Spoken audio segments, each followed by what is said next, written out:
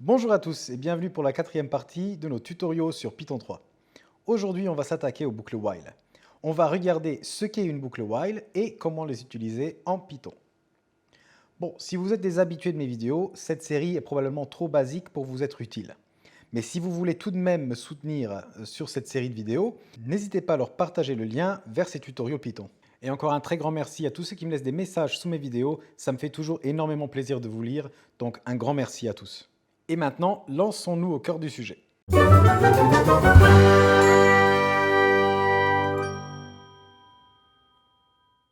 Alors, une boucle while, qu'est-ce que c'est? Eh bien, c'est une opération qui nous permet de répéter l'exécution d'un bloc de code tant qu'une condition booléenne est vraie. L'exemple que nous allons utiliser aujourd'hui est l'exemple du juste prix. On veut générer un nombre au hasard, entre 1 et 100 ou 1 et 1000, peu importe, et nous allons demander à l'utilisateur de trouver le nombre en lui donnant pour seule indication si le nombre qu'il a entré est plus grand ou plus petit que le numéro qui a été généré. Comme vous le voyez probablement, avec les tutos qu'on a fait jusqu'à présent, on ne serait pas capable de créer un tel programme. En effet, nous ne savons pas combien de fois nous devrons demander à l'utilisateur de deviner le nombre en question, et nous avons maintenant besoin d'une manière de dire à notre programme qu'il doit s'exécuter autant de fois que nécessaire, donc tant que le nombre qui a été entré par l'utilisateur n'est pas le bon.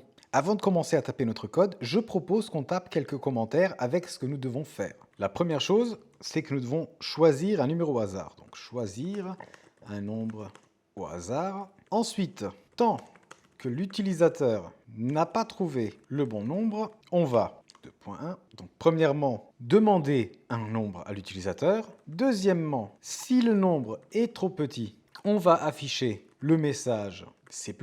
Et troisièmement, si le nombre est trop grand, on va afficher le message C-. Pour finir, quand l'utilisateur a trouvé le bon nombre, on va simplement le féliciter. Donc, féliciter l'utilisateur. Maintenant que nous savons ce que nous devons faire, on va commencer par la première tâche qui est de choisir un nombre au hasard. Donc pour cela, il y a une librairie Python qu'on peut utiliser. On n'a pas encore parlé de librairie et de comment importer des modules. Donc ce que je suggère, c'est que pour ce cours-ci, si vous ne comprenez pas ce que je suis en train de faire, ce n'est pas grave. Copiez simplement ce que je vais faire maintenant et on en reparlera dans un futur tutoriel. Donc la première chose qu'on doit faire pour pouvoir utiliser cette librairie qui va générer les chiffres automatiquement, c'est qu'on doit importer le module random. Donc on va faire import random. Et puis, pour choisir le chiffre au hasard, on va créer une variable qui va le contenir. On va appeler cette variable juste prix et on va dire qu'elle est égale à random.randint. Et nous, on veut un chiffre entre 0 et 1000. Et maintenant, vous allez voir, si j'imprime ça, donc print juste prix, et qu'on l'exécute plusieurs fois. Donc la première fois, on reçoit le chiffre 111, deuxième fois 488. Donc vous voyez, à chaque fois, on a bien un autre chiffre. Maintenant qu'on a notre juste prix que l'utilisateur doit trouver, il nous faut une variable qui va contenir la valeur que l'utilisateur a estimée. Donc je vais l'appeler estimation est égal à, et pour commencer, je vais simplement la mettre à -1, donc -1 qui n'est pas inclus entre 0 et 1000. Et puis, on va s'attaquer à notre boucle. Donc, boucle qui s'appelle while, comme je l'ai déjà dit précédemment. Et donc, while, traduit en français, ça veut dire tant que. Donc, écrivons-le, while. Et tant que quoi? Eh bien, tant que l'estimation est différente du juste prix, on va boucler le code qu'on va écrire à l'intérieur de ce while. Et voilà, c'est déjà tout en fait. On écrit simplement le keyword while, on dit quelle est la condition pour sortir de cette boucle, et puis on peut écrire notre code. Et notre code est le suivant, on va prendre l'estimation et on va dire qu'elle est égale à, comme on l'a vu l'autre fois, int de input, et on va demander à l'utilisateur dans cet input de donner son estimation. Quelle est votre estimation? Attendez, je mets juste le commentaire au bon endroit. 2.1, on demande le nombre à l'utilisateur, ça c'est fait. Ensuite, on regarde si l'estimation est trop petite, donc on va faire un if estimation plus petite que juste prix. Alors on va imprimer le message C+, et puis notre 2.3 dit que si le nombre est trop grand, donc if estimation plus grande que le juste prix, on va faire un print C-. Pour finir, en dehors du while, on va simplement féliciter l'utilisateur quand il a trouvé le bon prix. Donc print, félicitations, vous avez bien trouvé le prix. Et on rajoute le prix à la fin.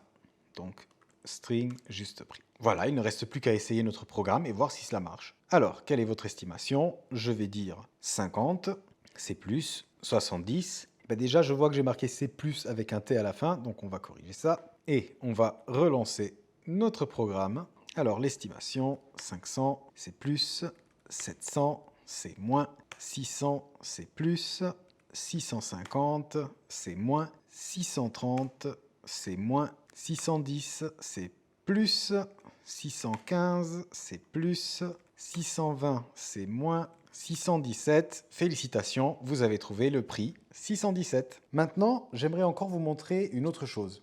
Il y a un moyen pour demander à l'interpréteur Python de sortir d'une boucle même si la condition de la boucle est remplie. Pour illustrer ça, je propose qu'on donne la possibilité à notre utilisateur d'abandonner la partie à tout moment en tapant la lettre Q en majuscule au lieu d'un nombre. Adaptons d'abord notre code pour identifier ce cas. Donc, on ne va pas convertir tout de suite notre input en int. À la place, on va créer une autre variable qu'on va appeler instruction est égal à, et là, on va prendre notre input et on va le mettre là-dedans. Ensuite, on veut vérifier si cette instruction est un chiffre, auquel cas on va continuer notre boucle normalement, ou si c'est une lettre. Pour cela, on peut faire un if instruction.isNumérique, double point. Donc je vous ne l'avais pas encore montré, mais en fait, il y a différentes fonctions qu'on peut appeler sur une variable de type string. L'une d'entre elles est cette isNumérique qui va faire le check si le string en question est un nombre. Donc, ce qu'on veut faire ici, ce n'est pas if instruction isNumérique, mais plutôt le contraire. Donc, if not instruction.isNumérique. Donc, on est dans le cas où l'utilisateur a tapé des lettres ou autre. Et bien là, on va à nouveau faire un if instruction est égal à un grand Q. Et bien dans ce cas-ci, on veut sortir de la boucle. Et pour cela, on a l'instruction break. Donc, break qui vient casser cette boucle et qui nous fait sortir de la boucle. En revanche, si je fais ça, on va dire quand même à l'utilisateur, félicitations, vous avez bien trouvé le prix. Donc le mieux, c'est de créer une petite variable. Donc on va appeler abandon est égal à false au début. Donc l'utilisateur n'a pas abandonné. Et si jamais il abandonne, on fait abandon est égal à true. Et si jamais l'utilisateur a tapé autre chose qu'un nombre et que ce n'est pas la lettre Q en majuscule, else, on va faire un print. Veuillez entrer un nombre ou la lettre Q pour quitter. Ici, on va aussi rajouter dans notre input le message Q quitter. Comme ça, l'utilisateur sait si jamais il veut quitter, il n'a qu'à taper la lettre Q. Donc, si on tape la lettre Q, on abandonne, on sort du while. Et là, il faut vérifier est-ce que l'utilisateur a abandonné ou est-ce qu'il a réussi. Donc, if abandon, on va faire un print de dommage. Le juste prix était double point plus. Et puis, on va imprimer avec string le juste prix. Else, on affiche le message qu'on avait déjà écrit auparavant. Voilà, tout devrait être bon. Laissez-moi juste vérifier à nouveau en vitesse notre code. Oui, donc là déjà, il nous faut des parenthèses. Donc c'est une fonction isNumérique. Là, à nouveau, on verra les fonctions dans d'autres tutoriels plus avancés. Donc pour l'instant, je vous demande juste de me croire sur parole. Rajoutez les parenthèses ici. Oula, et là, on a juste int sans rien, donc ça risque pas de marcher. Donc là, en fait, on doit faire un int de l'instruction qu'on a lu juste en haut. Donc si jamais l'instruction, ce n'était pas une demande de quitter l'application, on va simplement prendre cette instruction en tant qu'estimation. Ok, je vois un autre petit problème, mais on va tout de même lancer le programme juste pour vous montrer ce qui va se passer. Ok, donc là, la première chose qu'on nous demande, c'est quelle est notre estimation. Je vais taper 500. C'est plus, donc ça semble fonctionner. Essayons maintenant de quitter notre programme avec la lettre Q. Entrée, voilà, dommage, le juste prix était 713. Jusque-là, tout semble bon. Relançons le programme une dernière fois. Et cette fois-ci, je ne vais ni taper Q, ni taper un nombre. Je vais taper la lettre B. Tiens, c'est bizarre, il me dit invalid literal for int. Bah oui, parce qu'en fait, on imprime veuillez entrer un nombre ou la lettre Q pour quitter. Mais en revanche, ensuite, on continue l'exécution du code. Donc on sort du if normalement et on se fait un petit estimate est égal à int de l'instruction qui est une lettre. Donc ça, ce n'est pas bien. Ce qu'on devrait pouvoir faire, c'est de dire à la boucle de recommencer depuis le début. Eh bien, figurez-vous qu'il y a une instruction pour cela. C'est l'instruction continue qui va simplement dire à la boucle, eh bien, relance une nouvelle itération. Réessayons maintenant notre code. Je vais taper 500. Maintenant, je vais taper B. Veuillez entrer un nombre ou la lettre Q pour quitter. Essayons maintenant de trouver le juste prix pour nous assurer que ça fonctionne toujours comme avant. 600, c'est plus, 650, 625, 615, 618, 616. Voilà, félicitations, vous avez bien trouvé le prix, 616. Et voilà qui achève notre vidéo. Vous savez tout sur les boucles while. J'espère que cette vidéo vous a plu. Si c'est le cas, comme d'habitude, lâchez-moi un gros pouce bleu et abonnez-vous à la chaîne pour ne pas rater la suite de ces tutoriaux. Si vous avez des questions, n'hésitez pas à me les faire dans les commentaires et moi, je vous dis à très bientôt.